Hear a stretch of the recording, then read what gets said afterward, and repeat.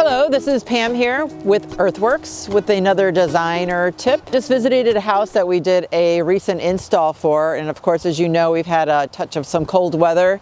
occasionally here in Jacksonville. And so many of the items have survived, but some of them are struggling a little bit, but it's nothing we can really do about it right now because we're supposed to get another cold snap again this weekend. I know a lot of people we have been calling and saying, you know, my plants look terrible. Should I just cut the dead off? And because there's green underneath, but you really don't want to do anything right now because when you cut off that dead and you expose the new growth and then we get another cold snap or a frost, it's gonna kill that as well. So you're better off to just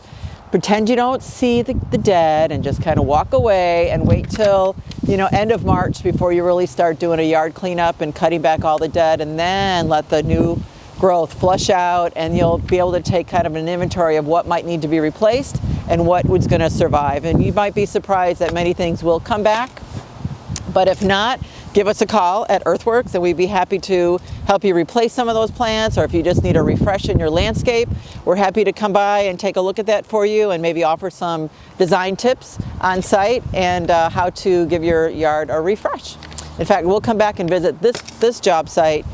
in the spring and look how everything flushes out and kind of see how things turned out after the cold weather.